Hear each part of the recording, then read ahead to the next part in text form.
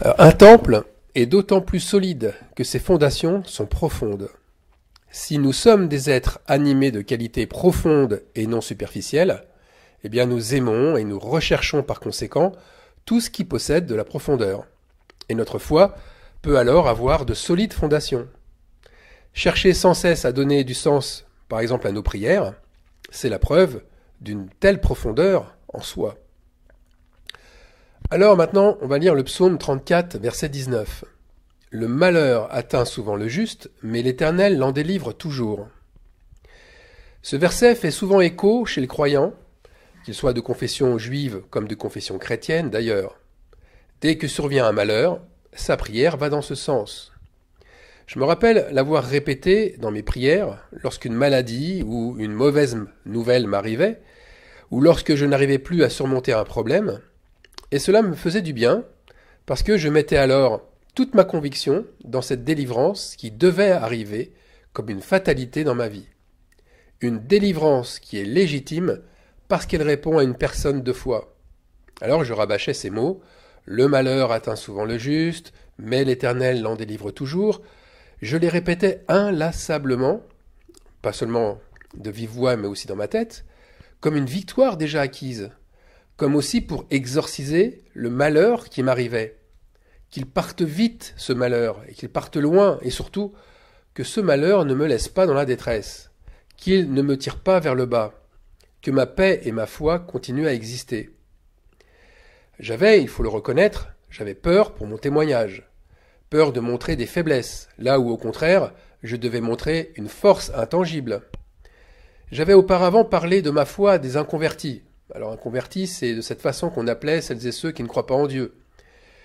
Et je ne voulais pas leur montrer, à ces inconvertis, un manque de foi, par une défaillance quelconque. Je ne voulais pas qu'à cause d'une mauvaise attitude, je puisse leur donner une raison de se détourner de Dieu. Alors je me devais de rester digne et stoïque dans l'épreuve. Et je sais que je n'étais pas le seul à vivre l'épreuve ainsi. Et ce combat n'était, c'est vrai, pas facile. Je devais sans cesse lutter avec cette vanité de la foi qui consiste à se montrer victorieux même dans la détresse. Mais j'ai vu une chose, j'ai vu que l'Éternel est près de ceux qui ont le cœur brisé. J'ai vu qu'il vient sauver ceux qui ont l'esprit dans l'abattement. Ce qui est d'ailleurs, mot pour mot, le verset précédent du psaume qu'on a lu, le psaume 34, verset 19. Donc c'est bien le verset 18. Le verset 20. Dieu donc est fidèle. Il vient au secours du malheureux, mais j'ai compris une voie de sagesse par excellence. Si nous avons joué double jeu avec Dieu, notre délivrance est partielle, elle n'est pas totale, parce que nous ne sommes alors pas justifiés par le Seigneur. En fait, le malheur sera vécu très différemment si nous avons été fidèles dans notre foi, ou si nous avons caché une infidélité à l'égard de Dieu. En soi, ce n'est pas le malheur qui est terrible, c'est comment nous le traversons de l'intérieur. Si je regarde au malheur qu'a traversé Joseph, le fils de Jacob, qui a été trahi d'abord par ses frères, puis abandonné, prêt à mourir dans une citerne, vendu ensuite comme esclave aux Égyptiens, puis emprisonné plusieurs années, car à nouveau trahi par la femme de Potiphar, qui était la femme de l'officier de Pharaon, qui l'a traité d'avoir essayé de la violer, tout simplement parce qu'il se refusait à elle, eh bien on peut dire que son épreuve à Joseph est terrible par son injustice, en premier, par sa dureté et par sa longévité. Le fils préféré de Jacob n'a véritablement pas été épargné. Et pourtant, on ne voit jamais Joseph se plaindre de son sort, ni prier chaque jour que l'Éternel le délivre de son malheur.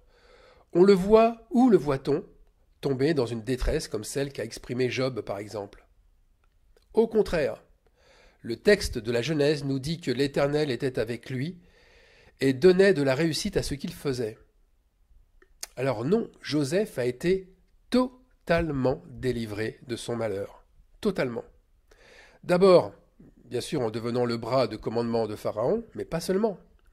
La preuve profonde, et là on trouve la profondeur du départ, Cette preuve profonde, c'est qu'il n'a rien gardé de mauvais dans son cœur.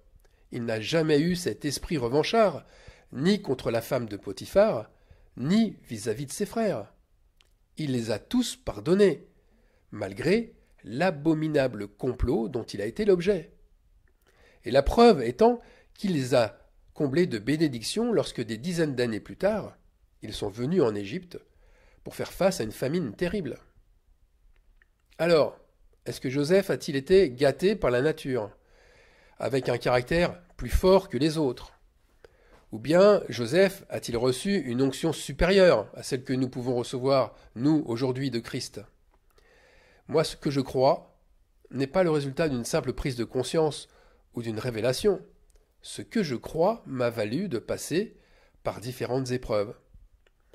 Ma vie de foi m'a fait comprendre mes différents choix et elle m'a ouvert les yeux sur les épreuves qui arrivaient ensuite. Les épreuves où j'ai été à moitié délivré, elles se sont faites parce que ma foi était empreinte de tiédeur. Les épreuves où j'ai été délivré totalement, celles qui m'ont valu de traverser la tempête sans sombrer, ont été celles où j'étais proche de Dieu en étant intègre, en observant sa loi, sans compromis ni faux semblant. Alors, une épreuve où j'ai été totalement délivré. Je prends un exemple. Quand ma mère est décédée, c'est un être très proche de moi qui est parti. Un cordon d'amour indestructible nous liait et nous lie toujours, entre elle et moi. Eh bien, ce malheur, j'en ai été totalement délivré. Et pas plusieurs semaines, plusieurs mois ou plusieurs années plus tard. Non, j'ai été délivré sur le moment même. Dieu a instantanément fermé et recousu la plaie qui était dans mon cœur. Ma tristesse s'est même transformée en joie.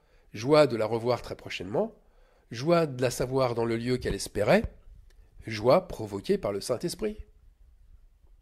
Alors ensuite, il y a une autre sagesse à saisir. Pour celui qui n'est pas entièrement délivré de son malheur, sa destinée ne suivra pas pour lui un chemin d'évolution. Il ne connaîtra ni la joie, enfin, en tout cas peu de joie, mais en tout cas, il ne connaîtra pas la joie de la réussite. Il ne connaîtra non plus l'accomplissement de sa foi. Il n'aura plus cette impression d'hériter des bénédictions célestes. Il aura même la terrible impression de tourner en rond ou de piétiner sur place. Et pourquoi? Eh bien parce que son cœur aura toujours de l'amertume. Il sentira comme un goût amer après chaque fête, après chaque célébration ou après chaque cérémonie, chaque retour de cérémonie, pardon. Il aura toujours un pincement au cœur, un relent de tristesse intérieure, comme aussi il aura des images douloureuses du passé lui revenant à l'esprit, lors de nouvelles rencontres par exemple. Et même, en formulant de nouveaux projets, il ne pourra totalement se réjouir. Il ne pourra jamais se réjouir complètement du bien qui lui arrive. Ce constat n'est pas du tout le même pour celui qui a été entièrement délivré. Celui qui est totalement délivré, il est heureux dans son activité. Il est heureux parce qu'il a plongé les regards dans la loi parfaite et qu'il s'est mis à l'œuvre. Lire la Bible, l'écouter, méditer sur elle, ça ne suffit pas. Dieu ne nous justifie pas pour cela. L'apôtre Paul insiste bien sur ce point dans la lettre aux Romains. Seuls ceux qui mettent en pratique la loi de Dieu sont justifiés. Et ce bonheur d'être justifié se voit. Il est visible par le fait de progresser toujours davantage. Progresser, ce verbe est synonyme d'enrichissement dans la Bible. C'est la bénédiction de l'Éternel qui enrichit, c'est-à-dire qui fait progresser, et il ne la fait suivre d'aucun chagrin. Ce proverbe de Salomon, que nous trouvons dans le livre des Proverbes au chapitre 10, verset 22, je le comprends tellement différemment aujourd'hui. La délivrance est totale si nous n'avons plus aucun chagrin dans le cœur. Si nous ressentons encore de mauvaises ondes, comme on dit, ou que nous souhaitons nous préserver d'ondes négatives, c'est que la bénédiction n'est pas totale. Elle a été suivie par un chagrin, par une douleur, par une souffrance aiguë et qui dure intérieurement. Les plaies du corps ont certes cicatrisé, Mais celle du cœur, elle demeure grande ouverte. Voilà les sentiments, par exemple, qui sont synonymes de chagrin. L'aversion, l'hostilité, l'inimitié, la rancœur, la colère, les remords, la jalousie, l'abandon ou encore le sentiment d'injustice. Toutes ces impressions, elles demeurent et elles font souffrir et elles empêchent toute progression aux disciples. Alors quelle leçon avons-nous à comprendre de cet enseignement? Eh bien, que toute écriture est inspirée de Dieu et utile pour enseigner, pour convaincre, pour corriger, pour instruire dans la justice. C'est ce que nous dit Paul dans la deuxième lettre à Timothée, chapitre 3, verset 16. Dieu souhaite-t-il nous montrer que notre délivrance partielle est suivie d'un chagrin et forcément notre condamnation? Est-ce qu'il souhaite nous révéler que nous sommes livrés de la récolte en étant encore tourmentés?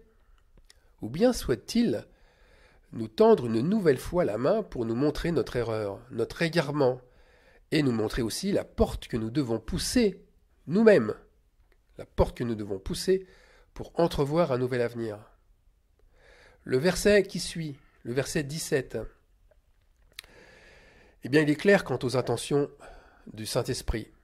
C'est afin que l'homme de Dieu soit accompli et propre à toute bonne œuvre. Si l'objectif est l'être accompli en Dieu, eh bien cela veut bien dire que le Seigneur ne prend pas plaisir à nous voir nous priver de sa totale bénédiction. Il prend plaisir à notre évolution. Il prend plaisir à nos changements de cap, à notre conversion ou à notre reconversion. Il aime nous voir quitter les ténèbres d'un pas ferme et décidé.